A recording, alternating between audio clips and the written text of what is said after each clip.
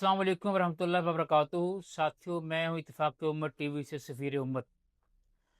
पाकिस्तान में साइबर जराइम के बढ़ते हुए चैलेंजेस को देखते हुए हुकूमत ने 4 अप्रैल 2025 को national cyber crime investigation agency यानी NCCIA का आगाज़ किया और इसके पहले डायरेक्टर जनरल के तौर पर वकारुद्दीन सैयद को तैनात किया गया। इस इदारे का मकसद अवाम के डिजिटल तहफ़्फ़ुज़ को यकीनी बनाना और जदीद तकाज़ों के मुताबिक साइबर सिक्योरिटी को मजबूत करना है, जो कि वक्त की अहम ज़रूरत है। लेकिन लम्हा फ़िक्रिया ये है कि हमारे मुल्क के तकरीबन हर कानून नाफिज करने वाले इदारे, चाहे वो FIA हो, पुलिस हो या दीगर सिक्योरिटी एजेंसियाँ, अपने अंदर चंद ऐसी काली भेड़ों का बोझ उठाती हैं जो पूरे अदारे के वक़ार को मजरूह कर देती है। हाल ही में सादुर रहमान उर्फ डक्की का सामने आने वाला वाक़या इसी तल्ख़ हकीकत की मिसाल है, जहां अगर कोई गलती या कसूर भी हो तब भी फ़ैसला करना अदालतों का काम है, ना कि किसी फ़र्द का यह हक़ है कि वह कानून से बालातर होकर किसी पर जुल्म करे। ऐसे वाक़यात अदारों की साख को दागदार करते हैं और कौम में बेएतमादी पैदा करते हैं। मैं यहाँ पर चीफ़ ऑफ डिफेंस फोर्सेस मोहतरम जनरल सैयद आसिम मीर साहब का ख़ुसूसी शुक्रिया अदा करना चाहूँगा कि उन्होंने एक मज़लूम की आवाज़ पर तवज्जो दी और बर वक्त इक़दाम किया। मेरी गुजारिश है कि इसी तरह हर अदारे में छुपी हुई इन काली भेड़ों के ख़िलाफ़ भी सख्त, शफाफ और गैर जानिबदाराना कार्रवाई की जाए, ताकि इस मुल्क का हर कमज़ोर शहरी महफूज हो, कानून की बालादस्ती कायम हो और कोई ताकतवर शख्स किसी पर जुल्म करने की जुर्रत ना कर सके। अल्लाह ताला ने आपको इख्तियार भी दिया है और ताकत भी। हम सब दुआगो हैं कि ये इख्तियार सिर्फ अदल, इंसाफ और आवाम की भलाई के लिए इस्तेमाल हो, ताकि हमारे अदारे मजबूत हों, कौम मुत्तहद हो और पाकिस्तान तरक्की की तरफ बढ़ता रहे। अब अभी आप आगे पूरी वीडियो देखिए, जहाँ पर आपको मिस्टर डक्की अपने जुल्म की पूरी दास्तान सुनाएंगे। शुक्रिया। पाकिस्तान जिंदाबाद, अफवाज पाकिस्तान जिंदाबाद। अस्सलाम वालेकुम। आज मैं आपसे सादुर रहमान बन के बात करूँगा, ना कि डक्की भाई। मैं नहीं चाहता कि कोई ये सोचे कि इस वीडियो का मकसद जो मेरे पे FIR हुई है उसकी कोई जस्टिफिकेशन है। I am simply here to apologize. मेरे किसी भी कंटेंट से अगर आज तक कोई भी नेगेटिवली इम्पैक्ट हुआ है, मैं उस चीज़ के लिए माफ़ी मांगता हूँ। मेरी हमेशा से सिर्फ यही इंटेंशन रही है कि मैं लोगों को एंटरटेन करता रहूँ और कुछ ना कुछ जो है वो मैं नया लाता रहूँ। लेकिन मेरे अनजाने ना अनजाने में अगर मेरे से कोई कंटेंट कभी ऐसा पोस्ट हुआ है जिससे कोई नेगेटिवली इम्पैक्ट हुआ है, या कोई प्रमोशन ऐसी हुई है जिससे कोई नेगेटिवली इम्पैक्ट हुआ है, मैं उस चीज़ के लिए पूरे कौम से माफ़ी मांगता हूँ। Let the court handle. मैं लीगली इस मैटर को एंड तक देखूँगा। मैं कोर्ट्स के साथ पूरी तरह कोऑपरेट करने को रेडी हूँ और कर रहा हूँ। मैं इदारे के साथ पूरी तरह कोऑपरेट करूँगा और जो भी जज साहब मेरे केस का फ़ैसला लेंगे मैं वो कबूल करूँगा। मेरा और मेरी फैमिली का जो 3.5 माह का एक्सपीरियंस है, मैं सिर्फ वो बताने आया हूँ। 16 अगस्त 2025 को जब मैं सो के उठता हूँ तो मैं बड़ा एक्साइटेड होता हूँ, क्योंकि हमने अपने दोस्त वगैरह मेहमान बुलाए होते हैं, हमने अपने घर में दावत रखी होती है, मेरे सब दोस्त आते हैं, बड़ा इंजॉय करते हैं, हम खाना शाना खाते हैं, गपशप लगाते हैं, मेहमान चले जाते हैं। उसके बाद मैं और रूब पैकिंग में लग जाते हैं, क्योंकि हमें मलेशियन गवर्नमेंट का एक इवेंट है, उधर से इनवाइट आया होता है कि डक्की भाई आप आए, हमारे लिए कुछ वीडियोस वगैरह बनाए। पूरे पाकिस्तान से उन्होंने एक मेल और एक फीमेल को चुना है, जिसके अंदर मेल में उन्होंने मुझे चुना है। बाकी कंट्रीज से भी उन्होंने एक मेल एक फीमेल इन्वाइट किए हुए थे और मैं बड़ा एक्साइटेड था कि पूरे पाकिस्तान के अंदर से उन्होंने एक बंदा चूज करना है और उन्होंने मुझे चुना। मैं बड़ा ऑनर फील कर रहा। हमने बड़ी जल्दबाजी में पैकिंग की, क्योंकि मेहमान आए होते हैं, हमें टाइम नहीं मिलता, और मुझे नहीं पता था कि जब हम पैकिंग करके अपने घर से निकलेंगे तो मेरी ज़िंदगी का सबसे मुश्किल वक्त शुरू हो जाएगा। मेरे वहमो गुमान में भी नहीं था कि मेरे साथ क्या होने जा रहा है। हम जब पैकिंग करके सामान गाड़ी में रखते हैं, गाड़ी हमारी एयरपोर्ट की तरफ चल पड़ती है। एयरपोर्ट पहुंचते हैं, हम सामान अपना अनलोड करते हैं। रात के 9 बजे के करीब हमारी फ्लाइट होती है। हम काउंटर पे जाते हैं और हमें अपना बोर्डिंग पास मिल जाता है। उसके बाद जहाँ पे इमिग्रेशन होनी होती है, जहाँ पे आपके पासपोर्ट पे एग्जिट स्टैंप लगती है, हम जब वहाँ पे पहुँचते हैं तो वो मेरे से पूछते हैं कि आप पे कोई FIR तो नहीं है। मैंने कहा नहीं। कहता आपका साइबर क्राइम में कोई इशू है क्या? मैंने कहा नहीं। कहते आप हमारे साथ आ जाएं। मैं और अरूब एक दूसरे की तरफ देखते हैं कि ये क्या हो गया। हम किसी को ऑन टाइम ज़्यादा इन्फॉर्म ही नहीं कर पाते हैं। मैंने ज़िया को सिर्फ मैसेज कर दिया कि ये इस तरह से इशू हो गया है, तो शायद हम फ्लाई ना कर पाएं, तो आप प्लीज़ गाड़ी जो है वो एयरपोर्ट ले आओ और हमें यहाँ से पिक कर लो। हमें लगा कि शायद हमें बस सिर्फ फ्लाई नहीं करने देंगे और हम घर जा सकेंगे। 5-10 मिनट के बाद इमिग्रेशन वाले हमसे हमारे मोबाइल ले लेते हैं, कहते हैं कि इसको एयरप्लेन मोड पे लगा दें और अरूब की तरफ वो इशारा करते हैं कि अगर आप जाना चाह रही हैं मलेशिया तो आप जा सकती हैं।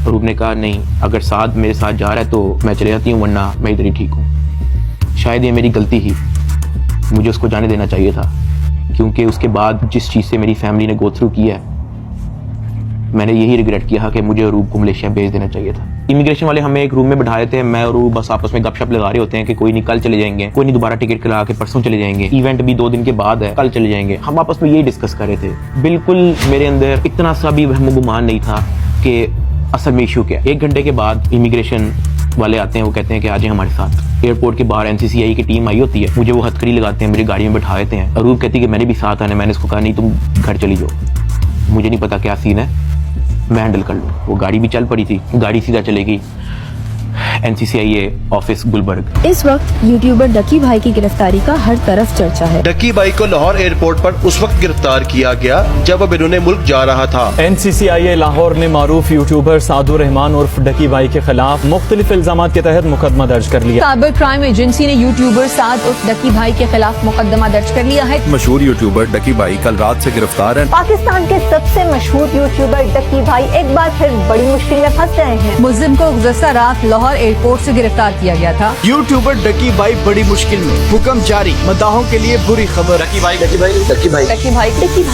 डकी भाई।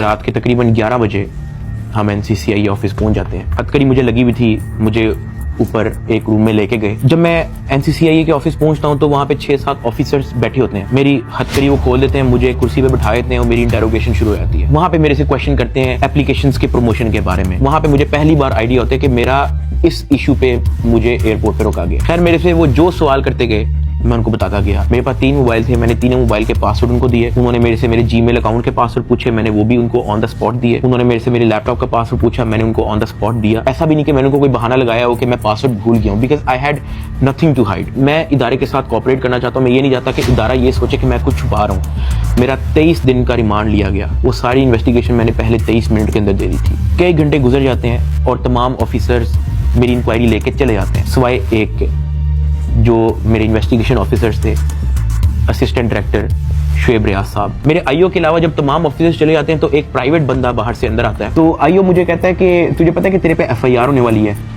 मैंने कहा यार मुझे थोड़ा सा एक्सप्लेन कर देंगे मेरे पे केस क्या है और क्या FIR है और मैंने किया क्या है। तो जो प्राइवेट बंदा था जो बाद में आया था ना, वो कहता कि यार तेरे बहुत बड़े मामला आते हैं, तेरा बहुत बड़ा मैटर है, तेरे पीछे ISI है, तेरे पीछे MI है, तेरे पीछे क्या क्या एजेंसी है। कहता तुझे पता ही नहीं है कि तूने क्या किया। तो वो मेरे पे ये इंप्रेशन डाला था कि हर इदारा जो है वो मेरे पीछे पड़ गया। साथ ही कहता कि लेकिन अगर आप हमारे साथ कोऑपरेट करेंगे तो हम आपके साथ कोऑपरेट करेंगे। मेरा तो काम ही कोई नहीं है। मैं सुबह उठता हूँ, फैमिली को टाइम दिया, बेगम को टाइम दिया, एक आधे दोस्त को टाइम दिया, जाके व्लॉग वगैरह बना लिया, घर आए सो गए, दैट्स इट। इसके अलावा मेरी लाइफ में कुछ है ही। मेरे माइंड में 100 सवाल आना शुरू हो गए, लेकिन मेरे पास जवाब किसी का नहीं था। फिर उन्होंने मेरे पे FIR दे दी, मुझे हवालात में बंद कर दिया। मैंने जिंदगी में कभी हवालात नहीं देखी थी।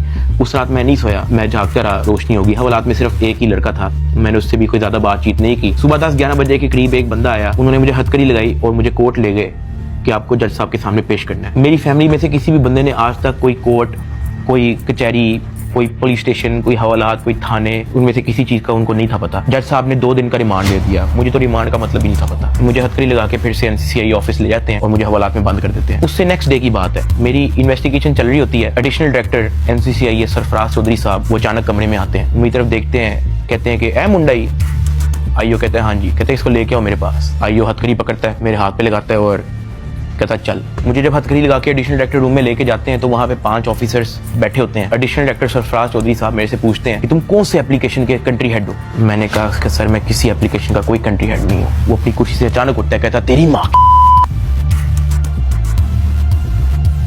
किधर से आता है पैसा तेरे पास। मैंने कहा सर मैं यूट्यूबर हूँ, मेरे 8 मिलियन सब्सक्राइबर हैं, उधर एडसेंस अभी मैं बात कर ही रहा होता हूँ। कहता है कि तुम मेरे वतन अजीज के बच्चों को खराब कर रहे हो, क्या करता है तुम्हारा बाप। मैंने कहा जी यूनिवर्सिटी के अंदर प्रोफेसर है। तो कहता तुम इतने क्यों हो।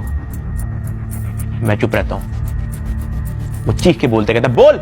मैंने कहा जी सर मैं सिर्फ वीडियोस बनाता हूँ, मैं यूट्यूबर हूँ, माँ बहन की गालियाँ वो देता रहता है। उसने मेरे मुंह पे बहुत जोर का थप्पड़ लगाया। मैं बिल्कुल चुप होके ऐसे मुंह नीचे करके खड़ा हो गया। तो कहता मुंह ते कर। अभी मैंने मुंह पर किया नहीं था, वो जोर से चीख के कहता मुंह ते कर। अभी मैंने वो मुंह पर किया ही था, उसने मुझे दूसरा थप्पड़ लगाया। मैं वहां पे बड़ा हेल्पलेस फील कर रहा कि यार मेरे से ऐसा क्या हो गया। मैं भी ये सोच ही रहा था, उसने मुझे तीसरा थप्पड़ लगाया। मुझे माँ बहन की गालियां दी जा रहा है। मैं अपना मुंह नीचे करके खड़ा हुआ हूँ तो मेरे थप्पड़ इधर लगता है, फिर वो कहता मुंह पर कर, फिर मेरा थप्पड़ इधर लगता है। वो मारी गया जब तक उसका दिल नहीं भरा। मैंने तो गिने भी नहीं है कि उसने मुझे थप्पड़ कितने मारे हैं। फिर वो मुझे कहता कि अपनी टांगे बैंड कर। मैंने अपनी टांगे बैंड कर ली। कहता हाथ ऊपर कर। मैंने अपना हाथ ऊपर कर ली। वो घर में एक वीडियो कॉल लगाता है जो एक बच्चा रिसीव करता है, जिसकी एस्टिमेटेड तकरीबन एज होगी 7 साल। एक हाथ में सिगरेट होती है। वो उस बच्चे से पूछता है कि डकी भाई को जानते हो? वो बच्चा कहता है जी। वो बैक कैमरा ऑन करता है, मेरे हाथ खड़े होते हैं, टांगे बैंड होती हैं। वो कैमरे से दिखाता है उस बच्चे को कि कौन है ये। कहता डकी भाई। तो कहता कि तुम इसके प्रोग्राम देखते हो? कहता जी। वो पीछे जो प्राइवेट मुलाजिम खड़ा होता है वो बहुत जोर का पीछे थप्पड़ मारता है। सरफराज चौधरी साहब उस 7 साल के बच्चे को कहते हैं ये देखो इसके साथ क्या हो रहा है, आप देखोगे तुम इसका प्रोग्राम? कहता नहीं। चलो फटाफट इसको गालियां दो। बच्चा कहता है कि सरफराज चौधरी साहब कहते हैं और का बच्चा। सरफराज चौधरी साहब कहते हैं और का बच्चा। थप्पड़ वो मारी जा रहा होता है पीछे। वो वीडियो कॉल पे उस बच्चे को दिखा रहा होता है कि ये तुम इसके प्रोग्राम देखते हो और ये मैं क्या बताऊं यार। खैर मैं तब बड़ा हेल्पलेस होता हूँ। मैं समझ नहीं आती कि मैं क्या करूं और किस तरह इससे निकलूं। मैंने क्या किया ऐसा? खैर वो सरफराज चौधरी कहते हैं कि इसको ले जाओ, इसकी तरीके से तफ्तीश करो। जबकि मैं डे 1 को आया हूं। मैं सब कुछ, मोबाइल का पासवर्ड, मैंने लैपटॉप के पासवर्ड, मैंने जीमेल के पासवर्ड, मैंने एक चीज नहीं छोड़ी। मुझे आज जितने ऑफिसर्स थे वहां पे, मुझे एक ऑफिसर आके दिखा दे, बता दे कि डकी भाई ने हमें ये चीज नहीं थी दी, इसलिए हमने मारा है। वो तफ्तीश के अंदर इस जगह कोऑपरेट नहीं था कर रहा, इसलिए हमने मारा है। मुझे एक बंदा आके दिखा दे यार। मेरा 23 दिन का रिमांड लिया मैंने, पहले 23 मिनट के अंदर उनको सब कुछ दिया। मुझे ऊपर ले गए। मेरे से एक बंदा मिलने आया हुआ था, जावा फूड्स, मेरा एक जाने वाला है जिसने हमारे घर में, जब हमारे घर में दावत थी तो उसकी केटरिंग की थी। अब क्योंकि मुझे फ्रेश मार के ऊपर लेके गए थे, मेरी आंखों में आंसू थे, तो वो जब मिलने आया हुआ था वो अचानक अपनी सीट से खड़ा हुआ और उसने मेरी तरफ देखा कि क्या हुआ है। मैंने कहा कि यार मैं इनके साथ पूरी तरह कोऑपरेट कर रहा हूँ, वो फिर भी मुझे मारी जा रहे हैं, मुझे माँ बहन की गालियां दे रहे हैं। तो अगर आपकी यहाँ पे किसी ऑफिसर से बातचीत है, आप उनसे काइंडली रिक्वेस्ट करें कि यार मुझे मारे कम, या मुझे तब मारे जब मैं आपको कुछ छुपा रहा हूँ या आपको कुछ गलत बता रहा हूँ, तब मार लें, लेकिन मुझे मारे कम। वो बड़ा परेशान हुआ, वो बाहर चला गया। कुछ खाने को मेरे लिए लेके आया था, पिज्जाज या कोई बर्गर लेके आया था। बाहर जाके मुझे नहीं पता कि उनके जानने वाले थे जुनैद सलीम जो एंकर हैं, उन्होंने कहीं उनको बात बता दी। जुनैद सलीम साहब ने जो है वो अपने पॉडकास्ट के अंदर इसका जिक्र कर दिया कि मेरा एक जानने वाला वहां पे गया तो डकी भाई इस हालत में था। तो जुनैद सलीम साहब ने जो है वो इस चीज़ का पॉडकास्ट दे दिया। ज़ेरे हिरासत जब डक्की भाई थे तो कुछ लोग उनसे मिलने गए, तो उन्होंने कहा कि आप पिज़्ज़ा खाएंगे, तो डक्की भाई जवाब में उनके पाँव पड़ गया जो उनसे मिलने आए थे, और बिलक बिलक के रोने लगा और कहने लगा पिज़्ज़ा को छोड़े, उनसे कहे मुझे मारें कम। ये नहीं कहा कि मुझे ना मारें, मगर मुझे मारें कम, बहुत मार रहे हैं। जो फिर मेरे लिए अंदर प्रॉब्लम हुई, मुझे फिर इस बात पे डांट पड़ी कि मैं आगे बात आउट कर रहा हूँ। खैर मैंने फिर डिसाइड किया कि मैंने अब बोलना ही नहीं, मुझे जितना मर्जी मारे, मैंने किसी को नहीं बताना। मुझे हवालात में वापस बंद कर दिया इन्होंने। थप्पड़ किसने मारा था? थप्पड़ वो एहलकारों ने मारा था।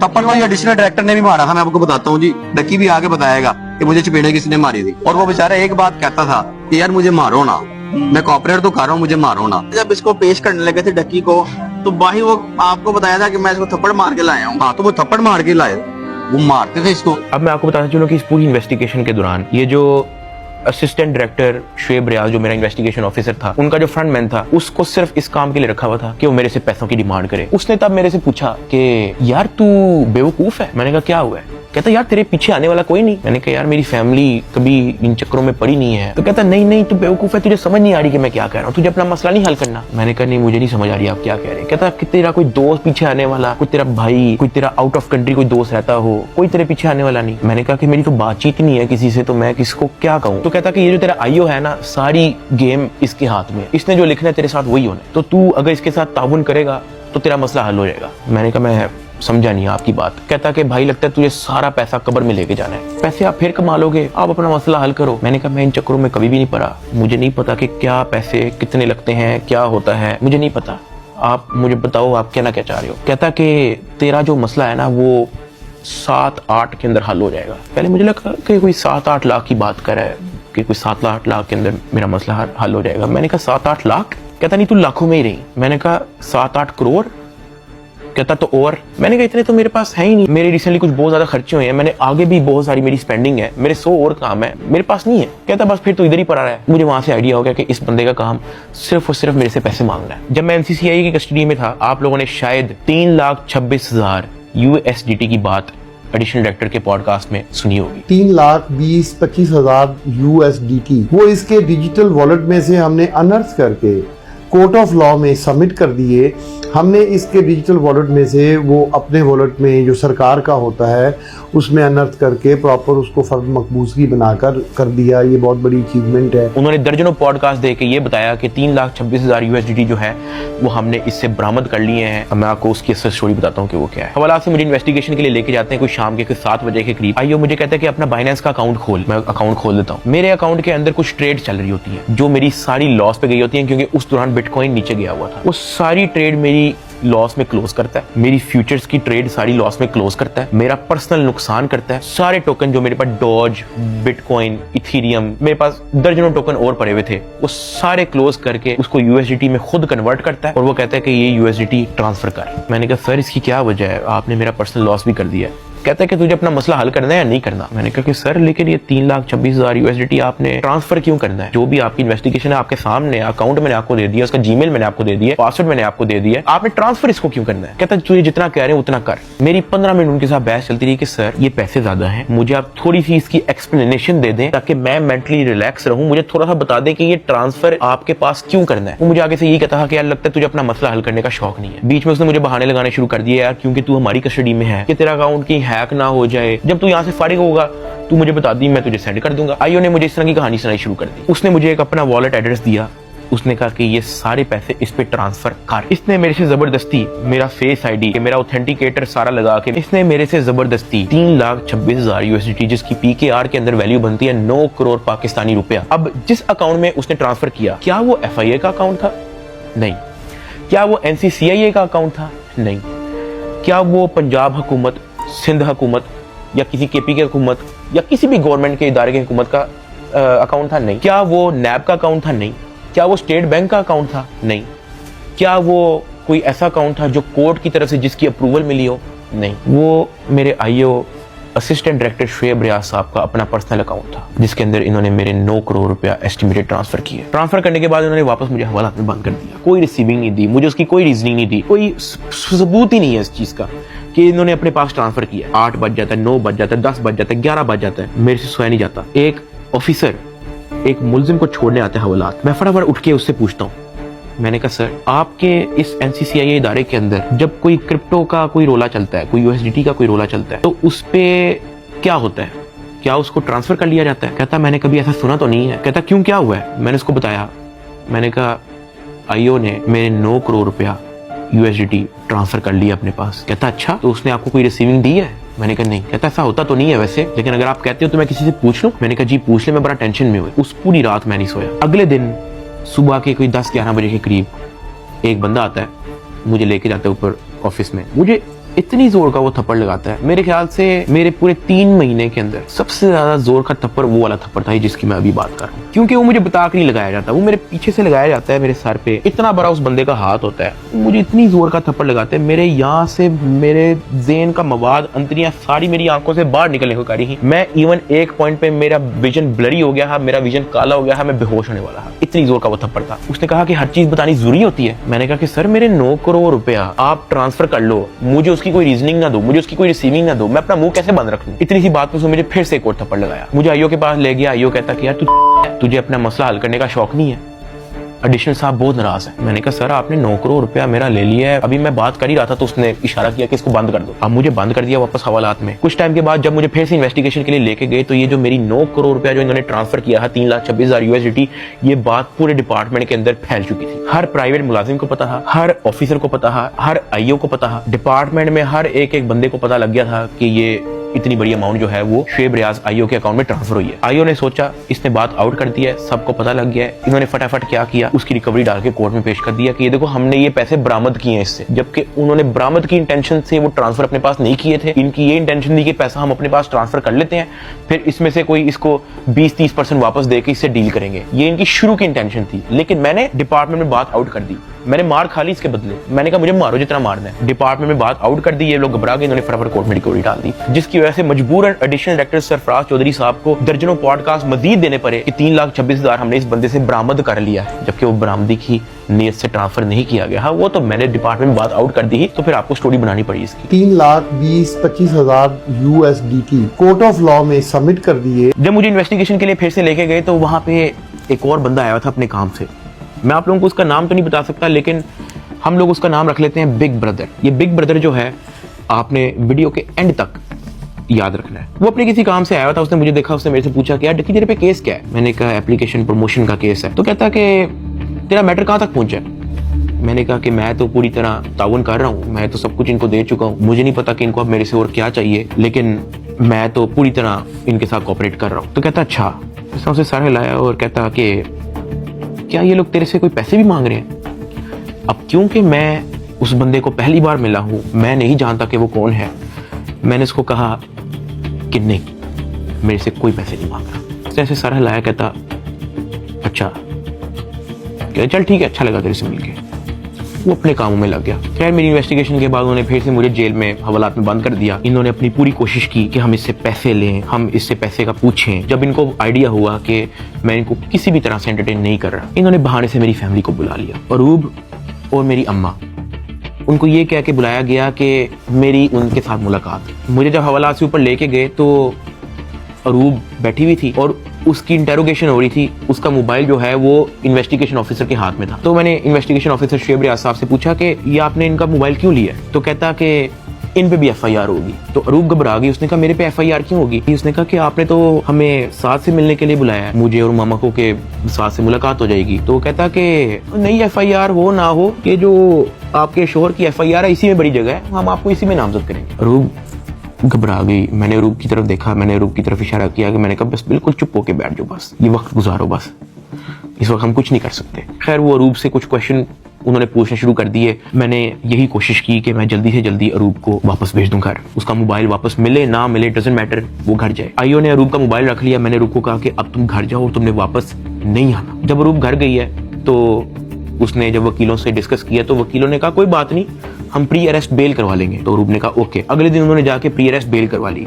जब उन्होंने प्री अरेस्ट बेल करवाई तो प्री अरेस्ट बेल की खबर पहुंच गई इदारे में, NCCI ऑफिस में, आईओ के पास और सरफराज चौधरी एडिशनल डायरेक्टर के पास। इन्होंने फिर से मुझे कहा कि अपनी फैमिली को मीटिंग के लिए बुलाएं। मैंने घर वालों को कॉल की क्योंकि उसकी प्री अरेस्ट बेल हो चुकी थी। मैंने कहा चलो अब इसको खतरा नहीं है और इसका मोबाइल भी उनके पास है, तो I think it's not a big deal, मैं बुला लेता हूँ। ऑफिसर्स ने जो है मेरे घर कॉल करवाई। मैंने कहा कि अम्मा वो बड़े अफसरान, एडिशनल डायरेक्टर और इन्वेस्टिगेशन ऑफिसर्स बुला रहे हैं, तो बाकी घबराएं ना, कोई इस तरह कोई नेगेटिव मीटिंग है, इस तरह का कुछ नहीं है, तो आज मेरी माँ और अरूब प्री अरेस्ट बेल करवाने के बाद एडिशनल डायरेक्टर रूम में आ गए। सरफराज चौधरी साहब कहते जतोई साहिबा आप अपने आप को क्या समझती हैं, आपने प्री अरेस्ट बेल करवा ली है। तो अरूब ने कहा जी।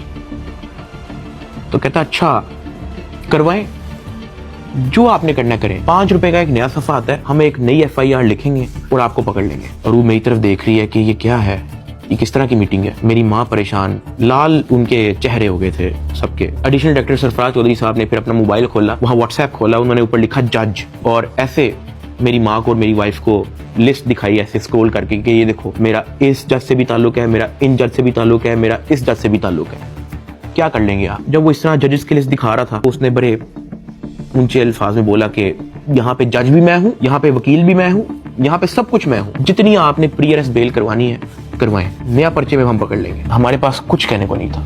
मैंने वहाँ पे सिर्फ सर को कहा कि जी सर, आप सही, बिल्कुल सही कह रहे हैं। मैंने अपने घर वालों की तरफ देखा, मैंने उनको इशारा किया कि प्लीज वक्त गुजारें बस। मेरे घर वालों के चेहरे लाल हो गए हैं, मतलब बिल्कुल आप कह लो कि उनके पास कुछ कहने को नहीं थे। दे वर शेकिंग। वो बातें करता गया, हम लोग घबरा गए थे। हमने बस वेट किया कि यार ये कब हमें फारिग करेगा। जब उसने कहा ठीक है आप जा सकते हैं, मैं, अरूब और मेरी माँ जब उस एडिशनल डायरेक्टर रूम से बाहर निकले, मेरी माँ की आंखों में आंसू थे, अरूब की आंखों में आंसू थे। मैंने कहा कि यार मुझे बहाने से कहते हैं कि आप लोगों को बुला लो, फिर ये इस तरह की हरकतें करते हैं, डराने धमकाने वाली, ब्लैकमेलिंग, थ्रेट्स। मैंने कहा ये सिर्फ और सिर्फ इनका पैसे मांगने का तरीका है ताकि हम डर जाएं, इनको कुछ पैसे दे दें और हमारी जान छोड़ेंगे। तो ये इस तरीके से मुझे, मेरी फैमिली को ज़हनी अजियत देते रहे हैं, ब्लैकमेल करते रहे हैं। और अरूब का राइट बनता है कि वो प्री अरेस्ट बेल करवा के आए। आपने अपनी इन्वेस्टिगेशन करनी है, करें। उसने तो अपना मोबाइल भी दे दिया। आप जब बुला रहे हो वो आ रही है, फिर भी आप उसको थ्रेट कर रहे हो कि जी आपने प्री अरेस्ट बेल करवा लिया, कोई बात नहीं, 5 रुपए का नया सफा आएगा, हम आपको फिर अरेस्ट कर लेंगे। और ये सब इनका तौर तरीका था कि हम लोग किसी तरह टूट जाए और ये जितने पैसे मांगे हम लोग फौरी इनको दे दें। इस दौरान आईओ और उसका जो फ्रंट मैन है, जब उनको पता लगा कि मैं और मेरी फैमिली किसी भी तरह से इनको एंटरटेन नहीं कर रही, कोई पैसों के मामले में लिफ्ट नहीं करवा रही, तो इन्होंने मेरे एक दोस्त से बात की और उस दोस्त को कहा कि इसको मुझे आके कहो कि ये पैसों से मसला हल होगा। उसकी जो भी गपशप हुई मेरे दोस्त ने वापस आके बताई, कहता कि ये पैसे ही मांग रहे हैं। मैंने कहा यार इस तरीके से मेरी फैमिली को ब्लैकमेल कर रहे हैं, इस तरीके से मुझे टॉर्चर कर रहे हैं, ये लोग चाहते क्या है? वो ये कह रहे हैं कि अरूब को हम पर्चे में नामजद ना करें और उस पर कोई नया पर्चा ना दें और उसको अरेस्ट ना करें, उसका वो 1 करोड़ रुपया मांग रहे हैं। मैंने कहा भाई इन्होंने मेरा बैंक अकाउंट ब्लॉक कर दिया, इन्होंने मेरी USDT भी अपनी जेब में डाली, मेरे अब्बा जी का बैंक अकाउंट ब्लॉक है, मेरी अम्मा जी का बैंक अकाउंट भी इन्होंने ब्लॉक कर दिया है, अरूब का बैंक अकाउंट इन्होंने ब्लॉक कर दिया है, जिया का बैंक अकाउंट इन्होंने ब्लॉक कर दिया है, इवन मुनीब जो अंडर 18 है उसका बैंक अकाउंट भी ब्लॉक कर दिया है। कहानी यहाँ पे खत्म नहीं हुई। मेरे दादा अब्बू जिनका मैंने आज तक व्लॉग में जिक्र नहीं किया, आज तक उनकी अपीयरेंस नहीं हुई, 80 साल एंड अबव की उनकी उम्र है, उनका बैंक अकाउंट भी ब्लॉक कर दिया। मेरे पास 1 टका नहीं है इनको देने के लिए। सॉरी। उसने मेरी बात सुनी, कहता अच्छा। उसने एज इट इज जब ये बात आईओ को बताई, आईओ आगे से इसको कहता कि इन्हों दे कोल 40-50 करोड़ रुपया सैट नहीं पड़ा होंगे। मेरे दोस्त ने एज इट इज मुझे ये बात आके बताई। अब क्योंकि मेरी फैमिली ऐसे मेंटल टॉर्चर से गुजर चुकी थी, जब मेरे दोस्त ने ये बात मेरी फैमिली को बताई, मेरी फैमिली ने घबरा के कहा कि प्लीज आप किसी और से बात कर लें, अगर वो हमें लोन दे सकता है, कोई उधार हमें दे सकता है तो दे दे। मेरे दोस्त ने इवन मेरे एक और दोस्त से भी बात की, उसने मना कर दिया, कहता यार हम नहीं कर सकते, 1 करोड़ पे बहुत ज्यादा है। मेरे दोस्त ने फिर आईओ से बात की, आईओ कहता कि हम 60 लाख से नीचे नहीं लेंगे, अरूब की हद तक, अभी हम डकी की बात नहीं कर रहे। ये बात जब उसने मुझे आके बताई, मैंने कहा मेरे पास है ही नहीं 60 लाख, या मेरे पास 60 रुपए नहीं है, सब कुछ इन्होंने ले लिया। अगले दिन मेरी कोर्ट में पेशी थी, मेरा रिमांड लेने के लिए जब कोर्ट में गए तो मेरी फैमिली वहां पे आई हुई थी। उन्होंने मेरे से हाथ जोड़ के, रंग उनके उड़े हुए थे, कहा कि साद जो कह रहे हैं इनको प्लीज दे दो। अरूब कांप रही थी, कहती कि मुझे पकड़ लेंगे, मुझे पता भी नहीं है कि इनको कैसे हैंडल करना है, मुझे नहीं पता कि आगे मेरे साथ ये लोग क्या करेंगे, प्लीज ये जो मांग रहे हैं दे दो। जब मैंने उनकी शक्लें देखी फैमिली की, मैंने कहा ठीक है, लेकिन मेरे पास 60 लाख रुपए वाकई में नहीं है, आप किसी से बात कर लें। मेरे मामू आउट ऑफ कंट्री रहते हैं, वो ऑस्ट्रेलिया से फ्लाई करके आए हैं, जो हमने इनको ये सारी कहानी बताई है। मेरे एक मामू इधर पाकिस्तान में होते हैं, वो भी आए हैं, उनसे हमें उधार लेना पड़ा कि प्लीज हमारी हेल्प कर दें, हमारा ये मसला है, हमें 60 लाख रुपया उधार चाहिए। उन्होंने 60 लाख रुपया हमें कैश अरेंज करके दिया, वो कैश हमने इन लोगों को पहुंचाया। इनको पैसे जो है मेरे भाई ने भिजवाए थे, मुझे तो पता भी नहीं था कि इनको पैसे पहुंच गए हैं या वो मेरे मामू ने दिए हैं, ये सारी बातों का मुझे बाद में पता लगा। जब इनको पैसे पहुंच चुके थे, अगले दिन मुझे एडिशनल डायरेक्टर सरफराज चौधरी साहब ने मुझे फिर से कहा कि आप अपनी फैमिली को, अगर आपने मीटिंग करनी है तो आप बुला लें। मैंने कहा जी ठीक है, मैंने अपनी फैमिली को बुला लिया और तब एडिशनल डायरेक्टर साहब का रवैया मेरी फैमिली के साथ टोटली चेंज हो चुका था। वहां से मुझे आइडिया हुआ कि it was never about the case, it was always about the money. वो मेरी फैमिली से बड़े अच्छे से बात कर रहे हैं, मुझे आइडिया हो गया हाँ कि इनको शायद पैसे पहुंच चुके हैं। वो इवन कमरे से चले भी गए थे, उन्होंने कहा कि अगर आपने अपनी कोई प्राइवेट बात करनी है तो आप कर लें। जब वो कमरे से गए हैं तब मेरी माँ ने, अरूब ने, मेरे भाई ने सारी कहानी बताई कि किस तरह से मेरे मामू ने उधार 60 लाख रुपया दी है ये सारी कार्रवाई के लिए। मैंने अपनी माँ से माफ़ी मांगी, मैंने कहा यार आई एम सॉरी कि मेरी वजह से इतना कुछ करना पड़ रहा है सबको।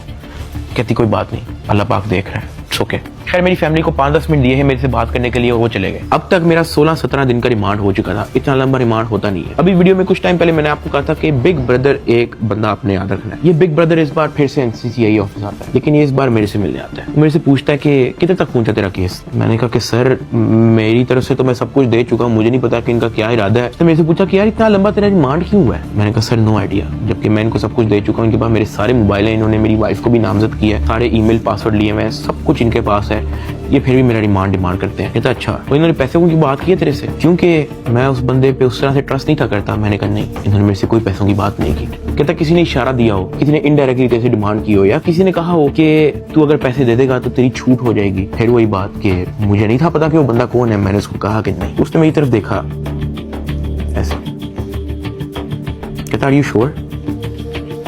मैंने कहा जी। इवन उसने मुझे एक पॉइंट पे बड़े गुस्से से देखा, कहता कि देख ले अगर कुछ ऐसा है तो तू मुझे बता सकता है। फिर वही बात आ गई क्योंकि मैं उसको जानता नहीं था। मैंने कहा नहीं ऐसा कुछ भी नहीं है सर। कहता ठीक है। वो चला गया। मेरा 23 दिन टोटल रिमांड हो चुका था। जो मैं आप लोगों को ये भी बताता चलूं कि NCCI की हिस्ट्री में इतना लंबा रिमांड नहीं हुआ। इवन एक पॉइंट पे मैं इतना तंग आ गया था इनसे कि मैंने खुद ही जज साहब के सामने कहा कि सर मैं चाहता हूं कि ये लोग अपनी तसल्ली पूरी कर लें, इन्होंने जो मेरी इन्वेस्टिगेशन करनी है करें, अगर ये रिमांड मांग रहे हैं इनको रिमांड दे दें। मैं इतना तंग आ गया था, मैंने जज साहब के सामने खुद ही बोल दिया कि यार रिमांड ले लें। 23 दिन रिमांड के बाद भी इन्होंने 30 लाख रुपया मेरी फैमिली से मुझे जुडिशियल करने का लिया। मतलब NCCI ऑफिसर्स ने मुझे जेल भेजने के भी मेरी फैमिली से पैसे लिए। फिर मैंने अपने दोस्त को कहा कि यार ये IO से पूछो कि अब क्या इसने मेरे साथ करना है। कहता कि मैंने बात की है। वो ये नहीं कह रहा कि अब आपकी बेल करवानी है, वो ये कह रहा है कि हमने 4 पर्चे मजीद रेडी किए हैं, वो 4 पर्चे हम डकी भाई पे ना दें, उसका 1.5 करोड़ रुपया वो मांग रहे हैं, जिसमें से एक पर्चा इन्होंने कोई लड़की रिलेटेड रखा हुआ है। और जब मैंने ये सुना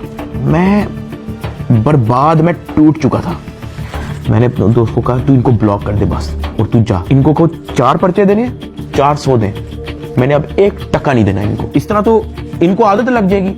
फिर ये कहेंगे कि जी अब हम डकी भाई को फायर ना मारने का 5 करोड़ रुपया लेंगे, घर की बत्ती बंद करेंगे, घर में अगर आप चाहते हो कि बत्ती आए उसका 50 लाख रुपया निकालो, पानी बंद कर देंगे, फिर कहेंगे घर में पानी आए उसका 40 लाख रुपया निकालो। ये तो इन हरकतों पे आ जाएंगे। फिर हाँ, अगर आप मेरी एक आधा फैमिली का अकाउंट छोड़ देते तो मैं आपको पैसे कहीं से तो दे, एटलीस्ट हमारी फैमिली जो है मकरूज तो ना होती। इतना मोटा मेरा चलान पेश किया। मुझे एक ऑफिसर उस चलान के अंदर एक सफे की एक लाइन का एक लफ्ज दिखा दे कि मेरे उसमें बाप का क्या रोल है, क्योंकि आप लोगों ने उनका अकाउंट बंद किया ना, उनका क्या रोल है मुझे उस सफे के अंदर दिखाएं। उस चलान के अंदर मेरी माँ का क्या रोल है वो मुझे दिखाएं। उस चलान के अंदर मेरे दादा अब्बू का क्या रोल है, मेरे किसी और फैमिली मेंबर का क्या रोल है मुझे दिखाएं। आपने उनको मकरूज कर दिया, कर्जे ले लेके अब उनको NCCI के ऑफिसर के पेट भरने हैं, उनको डिप्रेशन में डाल दिया, ये कह के पता नहीं उनके पीछे ISI MI लगी है। मेरे फादर एक हार्ट पेशेंट है, उनके हार्ट की सर्जरी होनी थी। मैंने अपनी माँ को, अरूब को, ज़िया को सख्ती से मना किया हुआ था कि आपने एक तो ये अब्बा जी का ख्याल रखना है, दूसरा इनको कोर्ट में नहीं आने देना, ये मेरे पास एक बार भी जेल में ना आए, क्योंकि मुझे पता है उनकी हार्ट की क्या कंडीशन है। वो बेहोश हो जाते हैं, परेशान हो जाते हैं। हम उनकी सर्जरी के हमारे पास पैसे नहीं थे, वो जो पैसे हमने उनकी जो सर्जरी के लिए देने थे वो उन्होंने ब्लॉक कर दिया। अब कर्जा लेके हम NCCI के ऑफिसर्स का पेट भर रहे हैं। ये मेरी फैमिली को उस स्टेज पे लेके आए हैं जहां पे मैं स्पीचलेस हो गया कि यार मैं क्या करूं। मतलब अब्बा जी के इलाज के पैसे भी उन्होंने ब्लॉक कर दिए हैं। और ये बात मैंने उनको उधर दफ्तर में ऑफिस में कही थी, सरफराज चौधरी को मैंने खुद उसके मुंह पे कही थी। मैंने कहा मेरा अब्बा हार्ट पेशेंट है, उनकी सर्जरी के पैसे आपने मेरे फैमिली का अकाउंट ब्लॉक कर दिया। ये इस स्टेज पे मेरी फैमिली को ले आए थे, मुझे 23 दिन बंद रख के चुपेरे मार के मुझे कोर्ट पे लेके जाते थे कि मैं किसी मीडिया के किसी माइक में बोल ना दूं। जिस्मानी रिमांड पे FIA के पास जाना है या उसके बाद जेल जाना है, तो क्या तो बोलने कोई मसला नहीं है। आज लकी भाई आप यूट्यूबर्स को क्या पैगाम देना चाहेंगे? कुछ बात नहीं करेंगे? ताहम आज जो है वो बात तो नहीं करने दे रहे, लेकिन डकी भाई को जो है वो सुबह सवेरे जो है आज अदालत में पेश किया गया है। बिल्कुल जी बात तो नहीं कर सकते डकी भाई। इससे पहले भी हमने जब इनसे गुफ्तगू करने की कोशिश की है तो NCC आई एहलकारों की जानिब से जो वो मना कर दिया गया है कि वो किसी भी किस्म से वो जो है वो गुफ्तगू नहीं करेंगे। डकी भाई कुछ कहना चाहेंगे आप? डकी भाई आप कुछ कहना चाहेंगे? डकी भाई कुछ तो बोलिए। इन्होंने तो मना नहीं किया आपको, आप लॉयर्स ने मना किया कि भाई सारी तो आपने तहकीकात के बारे में आपने ताउन किया, उसके बावजूद क्यों ही कहा जा रहा है? मेरी गिरफ्तारी के 23वें दिन जब मुझे जज साहब के सामने पेश किया तो फाइनली मैं जुडिशल हो गया। जुडिशल का मतलब यह है कि अब मैं जेल चला जाऊंगा। जज साहब ने ऑर्डर लिख के दिया कि हमने बंदा जुडिशल कर दिया है। अब जुडिशल करके कोर्ट से बंदा डायरेक्ट जेल नहीं जाता, कोर्ट से एक बार NCCI ऑफिस वापस आता है, वहां पे उसके कुछ पेपर्स रेडी होते हैं, उसके बाद उसको जेल भिजवाया जाता है। तो जब मैं कोर्ट से NCCI ऑफिस वापस आया, वही बिग ब्रदर उधर मौजूद था। मेरी तरफ देख के कहा, डकी तेरे से पैसे किसने लिए? मेरा दिल इधर मुंह में आ गया। मैंने कहा यार ये मेरे साथ क्या हो रहा है। अब क्योंकि उसने मेरे से डायरेक्ट पूछा कि तेरे से पैसे किसने लिए, उसने मेरे से ये भी नहीं पूछा क्या तेरे से कोई पैसे ले रहा है, उसने मेरे से कहा कि तेरे से पैसे किसने लिए। मैंने कहा कि जी ये शुएब रियाज और उसकी टीम ने, इन्होंने जो है वो पैसे ऊपर हायर अफसरान को भी पहुंचाने हैं। कहता अच्छा कोई डिटेल है तेरे पास? मैंने कहा कि सर मैं तो इनके साथ हवालात में था जेल में, सेल में, तो मेरी सिर्फ फैमिली को पता है कि एग्जैक्टली क्या हुआ। फैमिली 5-10 मिनट के लिए मेरे से मिली थी, लेकिन उन्होंने मुझे बहुत छोटा छोटा मोटा मोटा बताया, ज़्यादा डिटेल का मुझे नहीं पता। तो फिर उसने पूछा कि कितने पैसे लिए हैं? मैंने कहा जी 60 लाख रुपए लिए। वो भी मेरी वाइफ को नामजद करने का कह रहे थे कि जो मेरी बीवी को अरेस्ट कर लेंगे, अगर आप चाहते हैं कि हम आपकी वाइफ को अरेस्ट ना करें तो ये 60 लाख रुपया पहुंचाएं। तो वो हमें 60 लाख रुपया उसका हमने दिया। उसने कहा ठीक है तू जेल जा, लेकिन उससे पहले कहीं से कॉल करवा और अपनी फैमिली को कह कि तेरा एक दोस्त मिलने आ रहा है, उससे मिलने। मैंने कहा ठीक है।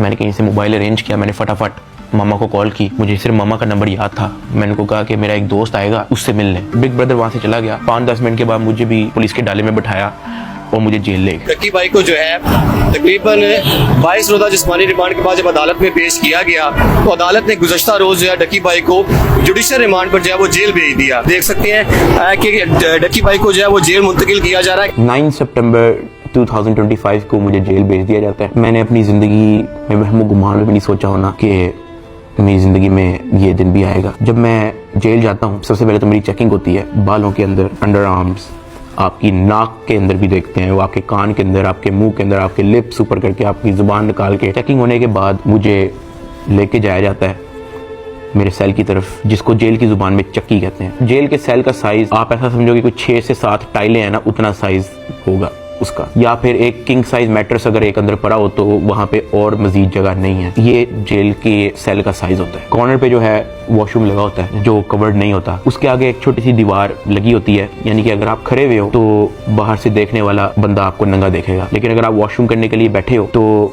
आपके चेस्ट से ऊपर जो है आप विजिबल होगे, नीचे आप कवर्ड होगे। इस हद तक बस दीवार होती है वहां पे।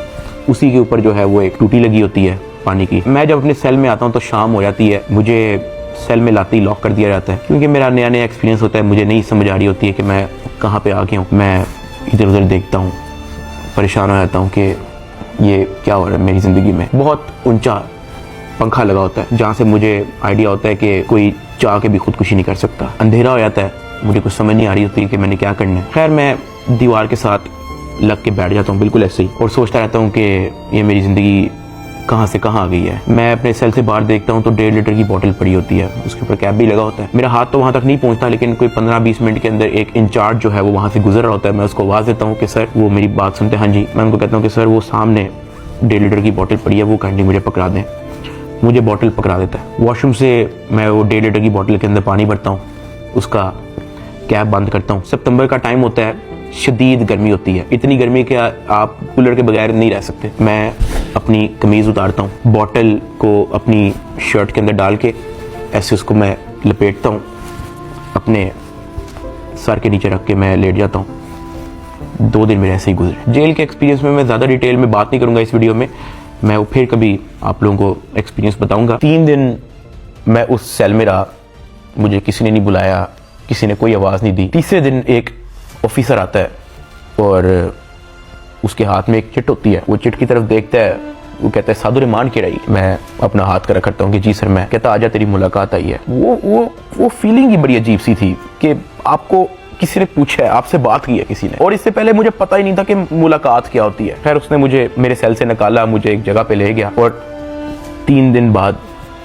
मैंने किसी अपने को देखा। मेरी माँ, अरूब और ज़िया वहाँ पे खड़े हुए थे, लेकिन मैं उनको मिल नहीं सकता था, उनको गले नहीं लग सकता था, मैं उनको सलाम नहीं कर सकता था क्योंकि हमारे दरमियान में शीशा लगा हुआ था। उनकी तरफ एक लैंडलाइन पड़ा हुआ था, एक लैंडलाइन मेरी तरफ पड़ा हुआ था और उस लैंडलाइन में ही आप बात कर सकते हो। मैंने ज़िंदगी में इतना बेबस फील नहीं किया। एक लैंडलाइन उनकी तरफ पड़ा होता है, एक लैंडलाइन मेरी तरफ पड़ा होता है। एक तरफ से रूप फ़ोन उठाती है, दूसरी तरफ से मैं फ़ोन उठाता हूँ और वो कहती है क्या हाल है। मैंने कहा मैं ठीक हूँ। उसके आगे वो कुछ नहीं बोलती। 2 मिनट मैं भी चुप रहता हूँ, 2 मिनट वो भी चुप रहती है। अचानक कहती है कि साथ ये क्या हो गया ये सब। मैंने कहा रूप मुझे नहीं पता, मुझे नहीं पता, मेरे पास किसी चीज़ का जवाब नहीं है। ऐसे ही हमारी बात हो रही थी, अचानक ज़िया रूप को कहता है कि मैंने बात करनी है साथ से। मैंने कहा हाँ करवाओ। ज़िया रूप से फ़ोन ले लेता है। वो कहता है कि यार साथ आपका एक दोस्त आया था। मैंने कहा हाँ। कहता है यार वो तो सारी डिटेल हमसे मांग रहा था और उसको सब कुछ पता है, तो आप उस पर ट्रस्ट करते हो। मैंने कहा ज़िया देखो मैं उसको नहीं जानता हूँ पर्सनली, लेकिन फॉर सम रीज़न उसको पता था। मैंने उसको नहीं बताया, उसने मेरे से खुद कहा कि तेरे से पैसे किसने लिए और उसने मुझे कहा था कि मुझे डिटेल चाहिए। तो ज़िया कहता कि हाँ वो हमारे पास आया था, एक कागज़ पे सारा मेरा वो लिख के गया है कि कहाँ कहाँ पे कैसे कैसे पैसे पहुँचाए, किसने दिए, किस बैंक से निकलवाए, वो सारा नोट डाउन करके गया है। मैंने कहा कि देखो ज़िया इस वक्त ना हमें नहीं पता कि हमने किस पे ट्रस्ट करना है किस पे नहीं करना। हमने जिसको भी अप्रोच किया है सब ने मदद करने से इनकार कर दिया है। जिन्होंने कोशिश की है वो भी कोई मसला कोई बेहतरी की तरफ नहीं आया। मेरे पास कोई ऑप्शन नहीं है, सुन लेते हैं हम एक बार इस बंदे की बात। ज़िया ने कहा ठीक है। जब ज़िया ने मुझे ये बात बोली तो मुझे आइडिया हो गया कि वही जिनका नाम हमने अभी बिग ब्रदर रखा था वो मेरी फैमिली से मुलाकात कर चुका है। खैर ज़िया से बात होने के बाद ज़िया ने फ़ोन मामा को दे दिया। मामा भी रो पड़ी, गपशप हो रही ही। साथ उन्होंने कहा था कि ये जो आपका दोस्त आया है कहता कि आप मेरी भी माँ है, आपको कुछ नहीं होगा, आपने अब 1 भी रुपया किसी को नहीं देना, बस जो आप लोगों ने दे दी है उसकी मुझे डिटेल दे बस। खैर वही 15-20 मिनट होते ही हैं वो फ़ोन बंद हो जाता है। ना मुझे मामा की आवाज़ आ रही होती है ना मेरी आवाज़ उन तक जा रही होती है। तो मुझे रियलाइज़ होता है कि मेरा वक्त ख़त्म हो गया है। वहाँ का एक इंचार्ज मुझे मेरे सेल में वापस छोड़ देता है। मैं वापस उसी जगह पे आया था। वक्त के साथ साथ जेल में अपने आप को एडजस्ट किया, मेंटली एक्सेप्ट किया कि भाई तू अभी इधर ही है। 10 दिन गुजर गए। 10 दिन के बाद एक इंचार्ज फिर से आया चिट लेके, कहता सादुररहमान के रही। मैंने कहा जी सर मैं। कहता आजा तेरी मुलाकात है। मुझे लगा मेरी फैमिली आई है, लेकिन जब मैं उधर पहुंचा तो वही बिग ब्रदर मेरे से मिलने आया था। खैर उसने कॉल उठाई, कहता कैसा है डकी। मैंने कहा सर मैं बिल्कुल ठीक। कहता तू अपनी फैमिली के सामने रोया क्यों था। मैं उनसे मिलने गया था तो वो तेरी माँ कह रही थी कि वो रो रहा था उधर। मैंने कहा सर मैं बस थोड़ा इमोशनल हो गया उनको देख के। कहता नहीं हो, पता है जेल हो गई है तुझे तो क्या हो गया है, अंदर बैठ के घर वालों को तो नहीं ना परेशान करना, उनके सामने मुस्कुरा के जाया कर, हंसता खेलता उनके साथ शुगर लगाया कर। क्या मैं बिल्कुल ठीक हूँ, अंदर बड़ा मजा आ रहा है। मैंने कहा सर वो हो जाता है, मैं तो कोशिश करता हूँ कि मैं उनको कोई टेंशन ना दूं, लेकिन चेहरे पे बंदे के लिखा आया था। कहता खैर मैं गया उस दिन तेरे घर, माँ जी बहुत परेशान थी, मैंने उनको तसल्ली दी है, तुझे मैं सिर्फ ये बताने आया हूँ कि तू तगड़ा रहे। फिर उसने मुझे कहा कि अगर आने वाले कुछ टाइम के अंदर अगर तुझे कोई न्यूज़ तेरे रिलेटेड सुनने को मिलती है तो पैनिक नहीं होना और अंदर किसी से कोई बात शेयर नहीं करनी। कोई पूछे कहना मुझे इल्म नहीं किसी चीज़, और अपनी फैमिली को भी कह दे कि किसी चीज़ को लेके पैनिक नहीं होना। अगर कोई प्रेशराइज करने की कोशिश करे, कोई कॉल करे, कोई अप्रोच करे, जस्ट इन्फॉर्म अस। साथ मैंने उनको ये भी बताया कि जब मैं NCCI की कस्टडी में था तो वो मुझे कहते थे कि आपके पीछे MI लगी हुई है। तब उसने मुझे कहा कि जिन लोगों का नाम लेके आपसे पैसे ले रहे हैं ना, मैं उस इदारे से हूँ। फिर उसने मुझे बताया कि ये बात जब मुझे पता लगी तो हमने अपने हायर अथॉरिटीज़ को भी इन्फॉर्म किया, तो let me and my team handle it. तूने अंदर किसी से कोई बात नहीं करनी, अपनी फैमिली से ज़्यादा कोई बात नहीं करनी, सिर्फ उनका हालचाल पूछ और रोना धोना बंद कर, उनके सामने शुगर लगा, हंस मुस्कुरा, कह के बड़ा मज़ा आ रहा है अंदर, जो बुरा वक्त था वो चला गया, अब बस तू वक्त काट। फिर मैंने उसको बोला कि सर वो जो एडिशनल डायरेक्टर सरफराज चौधरी साहब हैं वो मुझे रिमांड के दौरान कहते थे कि मैं तेरी हाई कोर्ट तक बेल रोकूंगा। तो उधर बिग ब्रदर कहता कि छोड़ दे, कुछ नहीं होगा। उसके बाद वो हुआ जो किसी ने वहमो गुमान में भी नहीं सोचा था। ये मुकदमा दर्ज करवाने वाला कोई और नहीं बल्कि डिप्टी डायरेक्टर सरफराज चौधरी है, जिसने डकी को गिरफ्तार किया और उसको दुनिया का सबसे बड़ा मुजरम बनाकर पेश किया। इस डायरेक्टर को आज सस्पेंड कर दिया गया है। Additional director national cyber crime investigation agency Lahore हैं सरफराज चौधरी साहब, उन्हें जनाब सस्पेंड कर दिया गया है। तैयारी है एनसीसीआई की डकी की बेल कैंसिल करवाने। डकी भाई के खिलाफ कार्रवाई करने वाले एनसीसीआई के एहलकार ऑफिसर सरफराज चौधरी साहब को मुअत्तल कर दिया गया है। उसके बाद वो चीजें हुई हैं, वो चीजें हुई हैं जो मैंने अपने वहमो गुमान में भी नहीं सोचा था। मैं जब 23 दिन रिमांड में था, मैं इतना मायूस हो गया था, मैं अल्लाह पाक से भीख मांगता था कि या अल्लाह मुझे रास्ता दिखा, या अल्लाह मुझे इस झंझट से निकाल दे, या अल्लाह सब कुछ तेरे सामने है, मैं किसी जगह नहीं, मेरी फैमिली किसी जगह नहीं, हम फंस चुके हैं, हम गीदड़ों में फंसे हुए हैं, या अल्लाह मुझे यहाँ से निकाल दे।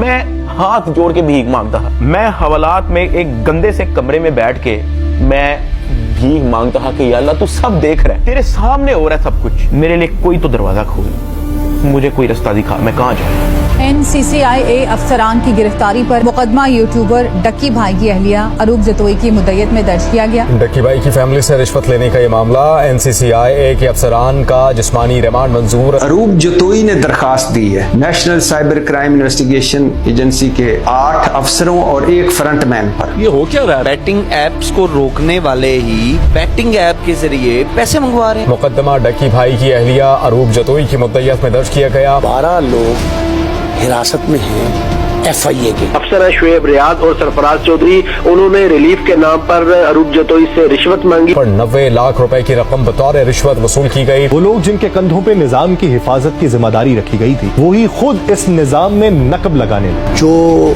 तफ्तीशी थे आज वो मुलजिम के रूप में अपने ही इदारे के सामने जवाब दे। 7 अफसरान ने ओहदों से इस्तीफा दे दिया। 90 लाख रुपए रिश्वत लेने के केस में NCCIA के एडिशनल डायरेक्टर समेत 6 अफसरान का जिस्मानी रिमांड मंजूर कर लिया गया है। अरूब जतोई इस बात पर डट गई हैं कि NCCI अफसरान जिन्होंने उनसे रिश्वत ली है इनको नहीं छोड़ेंगी। जिन ऑफिसर्स ने मेरी फैमिली को मेंटल ट्रॉमा से गुजारा, जिन ऑफिसर ने मेरी फैमिली को मेंटली टॉर्चर किया, जिन ऑफिसर ने मुझे बेवजह मारा, मैं उनसे भीख मांगता गया कि यार मुझे ना मारे, मुझे फिर भी मारते गए। जिन ऑफिसर्स ने बच्चे को वीडियो कॉल करके मुझे उससे माँ बहन की गालियां दिलवाई, अगले दिन उन सबकी खबर आ गई कि वो सब गिरफ्तार हो गए। और ये जो 100 दिन की कैद थी, जब मुझे किसी किस्म की कोई उम्मीद नहीं थी नजर आती, मैं कभी कभी अल्लाह पाक से कहता था कि अल्लाह तू मेरी क्यों नहीं सुन रहा।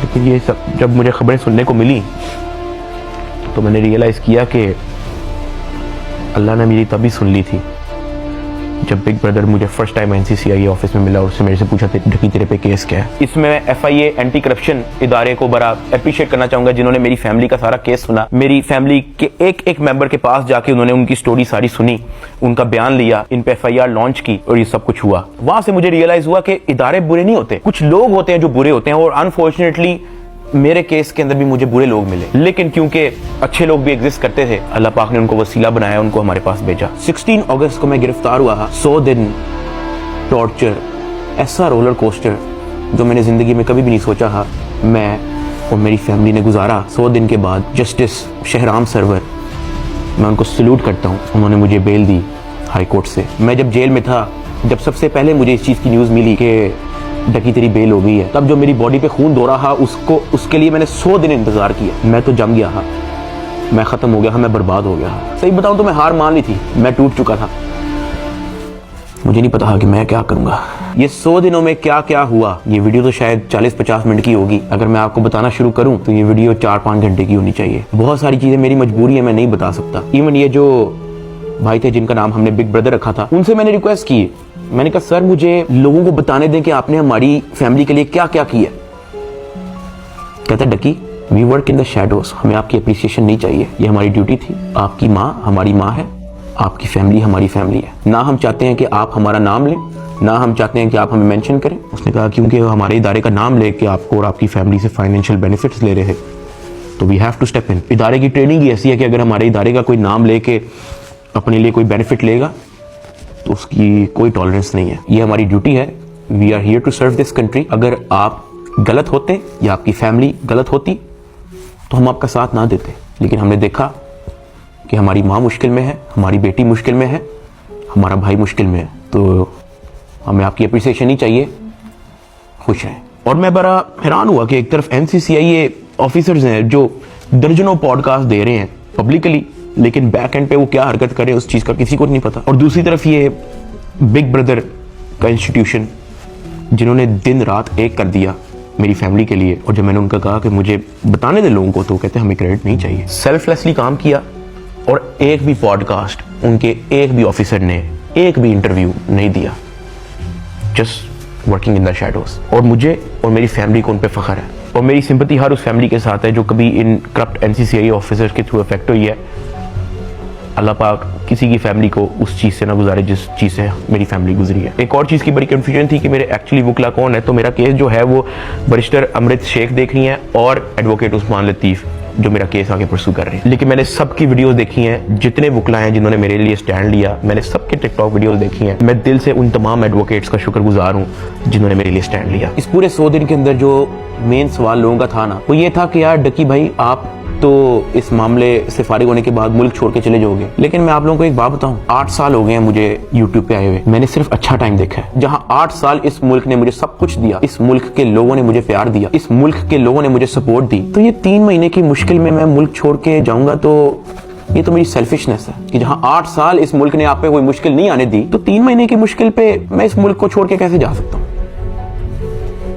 मैं इधर ही हूं, मैं कहीं नहीं जा रहा। पाकिस्तान ने ही मुझे सब कुछ दिया है, पाकिस्तान में ही मैं रहूंगा। यहाँ पे मैं वीडियो को एंड कर रहा हूँ। इस पूरे 100 दिन के अंदर मैंने बहुत कुछ सीखा। कोई भी आके पीछे नहीं आता आपकी फैमिली के अलावा। मेरी माँ कोर्ट के धक्के खाती रही है, उनका क्या काम है कोर्ट में, उन्होंने कौन सा वहाँ पे कोई बयान देना है या कोई स्टेटमेंट देनी है, या वो कौन सी वकील है जो उनका कोर्ट में कोई काम है। वो सिर्फ वहाँ पे इसलिए आती ही कि मुझे कुछ 30-40 सेकंड के लिए अपने बेटे की झलक देखने को मिल जाए, मैं बस देख लूँ कि यार मेरा बेटा ठीक है। सिर्फ इसलिए आती रही है, एक दिन भी उन्होंने मिस नहीं किया। आज के दौर में जहाँ वफादारी तो मजाक बन के रह गई है, और वो मेरे साथ एंड तक खड़ी रही। उसको डराया गया, धमकाया गया, ब्लैकमेल किया गया। इवन एक पॉइंट में मैंने उसको ये भी कहा था कि जब तक ये मैटर हल नहीं होता तुम आउट ऑफ कंट्री चले जाओ। वो तब भी मेरे साथ खड़ी रही। मैं जेल में था और मेरे लिए मर्दों से लड़ती रही है, और सही बताऊं तो कोई भी नहीं करता ऐसा। हल्का सा मर्द पे बुरा टाइम आता है, औरतें छोड़ के चली जाती हैं, लेकिन अरूब मेरे साथ खड़ी रही। मैं एहसान कभी भी नहीं भूलूंगा। ज़िया अपने सारे काम छोड़ के, अपना यूनिवर्सिटी छोड़ के, अपनी सारी स्टडीज छोड़ के, अपना यूट्यूब चैनल छोड़ के मेरे साथ खड़ा रहा, मेरे साथ एफर्ट उसने एंड तक रखी। मेरे अब्बा जी हार्ट पेशेंट, उनको मैंने मना किया हुआ कि आपने बाहर नहीं निकलना, उनके बैंक अकाउंट बंद है, उधार पे है। मेरे लिए डेली मैसेज भेजते हैं अम्मा के थ्रू कि हमारी दुआएं सादा आपके साथ हैं, आपने घबराना नहीं है। मैंने सिर्फ ये रियलाइज किया कि आपकी फैमिली के अलावा कुछ मैटर नहीं करता इस दुनिया में।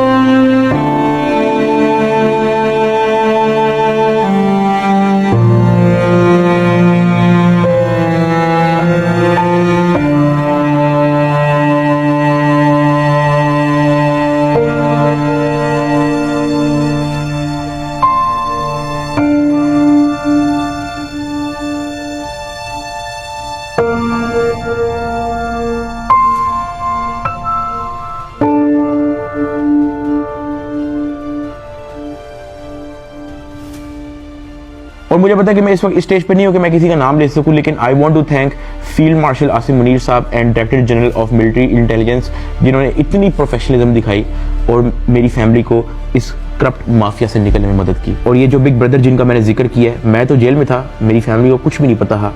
जब जब उनको कोई परेशानी होती ही, जब जब उनको कोई सवाल होता था, जब उनको किसी चीज़ की टेंशन होती ही, ये जो बिग ब्रदर है ये और इनकी टीम हमेशा उनके लिए अवेलेबल रही है। और इस तरह का clean up operation in corrupt mafia के अगेंस्ट आज तक पाकिस्तान की तारीख में नहीं हुआ, और ये सब क्रेडिट जो है ये इंटेलिजेंस एजेंसीज को जाता है। और जैसे मैंने आपको कहा कि मैं आप लोगों को सब कुछ तो नहीं बता सकता, मैं अगर बताना शुरू करूं तो ये वीडियो कोई 40-50 मिनट की नहीं, ये वीडियो कुछ 4 घंटे की होगी। वैसे भी आप लोग कहोगे कि झूठ बोल रहा है, ये तो कोई टॉम क्रूज की मिशन इम्पॉसिबल हॉलीवुड मूवी की स्क्रिप्ट बता रहा है। मैं बस यही कहना चाहता हूँ कि मैं और मेरी फैमिली हमेशा इनके शुक्रगुजार है। मैं आप सबको थैंक यू कहना चाहूंगा कि आप लोगों ने मुश्किल टाइम पे भी मेरा साथ नहीं छोड़ा। मैंने घर आके सोशल मीडिया देखा है, आप सबके कमेंट्स पढ़े हैं, मैंने आप सबकी वीडियोस, आप सबके एडिट्स मैंने देखे हैं। मुझे याद है गिरफ्तारी से पहले व्लॉग्स के अंदर मैं कहा करता था कि गाइस हम लोग 9 मिलियन सब्सक्राइबर्स करने हैं, लेकिन वो ख्वाब हमारा अधूरा रह गया।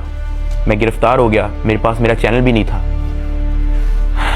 मैं जेल में था, मुझे लगा कि सब कुछ खत्म हो गया, this is the end, Ducky भाई is no more, he is finished. अचानक एक इंचार्ज आता है, कहते डकी भाई तेरे 9 मिलियन सब्सक्राइबर्स हो गए हैं, मुबारक हो। That is where I realised कि maybe this is not the end, maybe this is start of something else. I want to appreciate every single one of you. मैं जिंदगी भर नहीं भूलूंगा आप लोगों का एहसान। अभी इस वीडियो में मैंने आप लोगों को बोला कि यार अगर मैं सब कुछ बताना शुरू करूं तो ये वीडियो 4-5 घंटे की हो जाएगी, और साथ मैंने आप लोगों को ये भी बोला कि मैं आप लोगों को कुछ लोगों का नाम नहीं बता सकता, तो हम उनका नाम बिग ब्रदर रख देते हैं। बट लेकिन समटाइम सब कुछ जाना जरूरी भी नहीं होता। मैं बाहर आ गया हूँ, यही बहुत है। जब मैं जेल से वापस आया तो मैंने बहुत सारे लोगों की कहानियां देखी। कोई पॉडकास्ट पे कुछ कह रहा है, कोई यूट्यूबर कुछ कह रहा है, कोई टिकटॉकर कुछ कह रहा है, कोई जर्नलिस्ट कुछ कह रहा है, और मैंने उन सबको देख के बस कहा कि यार किसी को कुछ भी नहीं पता, सबकी अपनी अपनी कहानी है और सब झूठ है। असल में क्या हुआ है वो मुझे पता है। And let that be a mystery. Pakistan जिंदाबाद, पाक फौज जिंदाबाद।